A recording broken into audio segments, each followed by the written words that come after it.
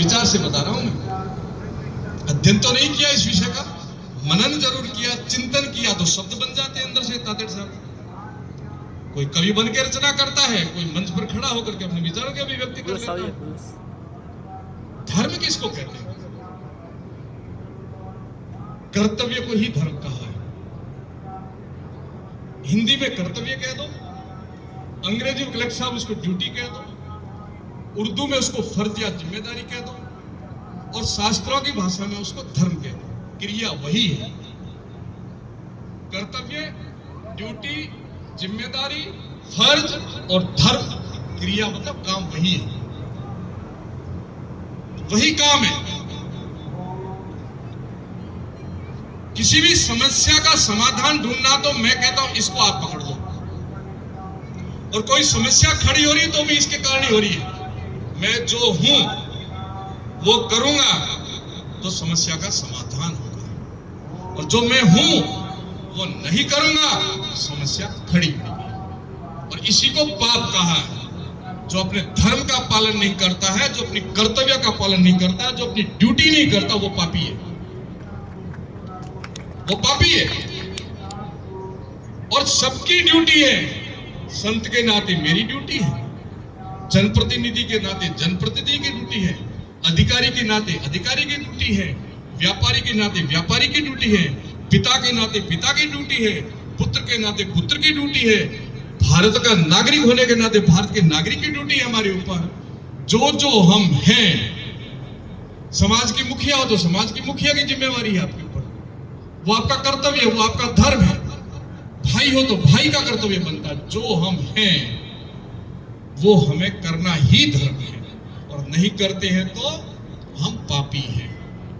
और सुन लो, पापी भी है और एक महापापी भी है। पापी और महापापी मंत्र बताऊंगा। हम लोग यहाँ चल के आए, भगवान ना करे हमारी गाड़ी से कोई गाय मर जाए, तो अपने शास्त्रों में इससे बड़ा कोई पाप नहीं। गो हत्यारा, ब्रह्म हत्यारा, इससे बड़ा कोई पाप नहीं होता। ब्रह्म हत्या और गो हत्या, संत हत्या तो इससे भी बड़ी बात। गो हत्यारा जब तक गाय के उस पाप से पूर्ण नहीं होता था, हमारे पुरखे बड़े बुजुर्ग गाय का कुछ मरी हुई गाय का जो मरती थी उसके कारण से उसका चमड़ा गले में डाल करके और हरिद्वार जाते थे। ये बड़े बुजुर्ग सब जानते हैं। इतना पाप मानते थे कि वो दिखाता था कि मैंने गाय मारी है, मेरे द्वारा गाय मर गई है, इसलिए मैं हरिद्वार जाके आऊंगा। ये अब प्रथा बंद हो गई है कुछ 5-10 साल से।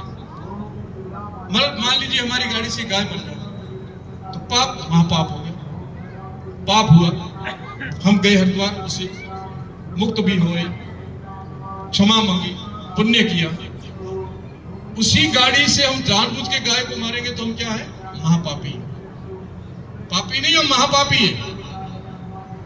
और मेरी गाड़ी से, किसी की गाड़ी से यदि एक्सीडेंटली कोई व्यक्ति मर जाए तो कलेक्टर साहब और जितने कानूनविद बैठे हैं, लापरवाही की धारा भी लगेगी कि आपकी लापरवाही से किसी की जान गई है, सजा भी होगी, जुर्माना भी होगी।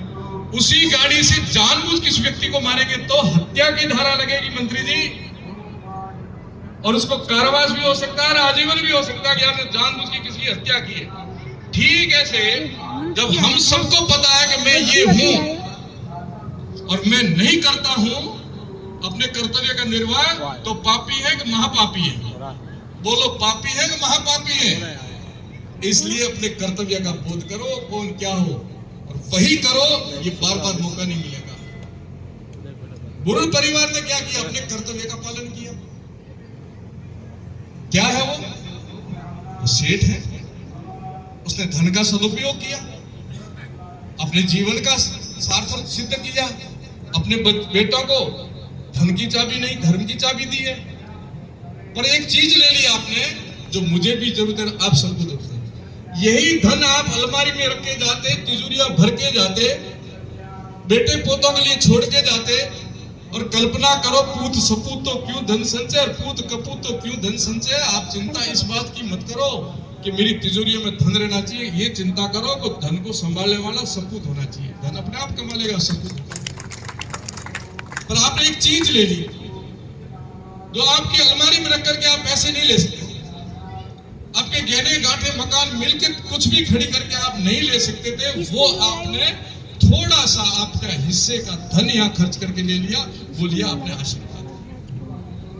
वो तिजोरी में पड़ा हुआ पैसा आपको आशीर्वाद नहीं दिला सकता। आपकी जमीन, आपके बंगले, आपकी गाड़ियां आपको आशीर्वाद नहीं दिला सकती। आपके पहना हुआ गहना आपको आशीर्वाद नहीं दिला सकता।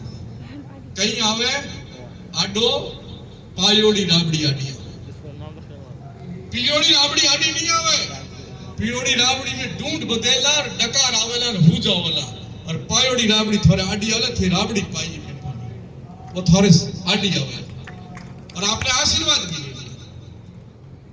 जो आप 100 रुपए में नहीं ले सकते तो आपने 10 रुपए में ले लिया, क्योंकि तांतेड़ साहब, माननीय मंत्री जी, आपने ठीक कहा, दशांश, इन्होंने 10वां हिस्सा ही तो निकाला है, और ये प्रत्येक व्यक्ति को करना चाहिए। यदि किसी को आशीर्वाद चाहिए तो हमारा शास्त्र कहता है कि कमाई में से 10वां हिस्सा परमार्थ के लिए उपयोग करवाओ।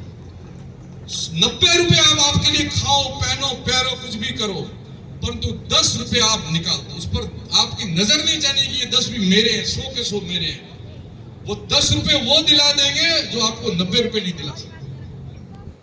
90 रुपए आपको आशीर्वाद नहीं दिला सकते, परंतु 10 रुपए आप दोगे किसी जरूरतमंद को, किसी सही जगह खर्च करोगे तो आपको आशीर्वाद दिला देंगे। आपने वो काम कर दिया है तो आपने भरपेट भरपूर आशीर्वाद दशांश हिस्सा देके 10वां हिस्सा ही तो निकालना है। कमाई में से 10वां हिस्सा निकालना है। नहीं निकालो तो सावधान, सचेत, चेतावनी। क्या चेतावनी? वो 10वां हिस्सा आपके वहां से ब्याज सहित और चक्रवर्ती ब्याज सहित निकालेगा। छापे पड़ेंगे, भाइयों में, लड़कों में विवाद होगा, कोर्ट कचहरियां होगी, चोरियां होगी और बीमारी होगी, दवा दारू में और उसमें रगड़ा पट्टी में आप खत्म हो जाओगे, क्योंकि आपने किसी का आशीर्वाद लिया ही नहीं। केवल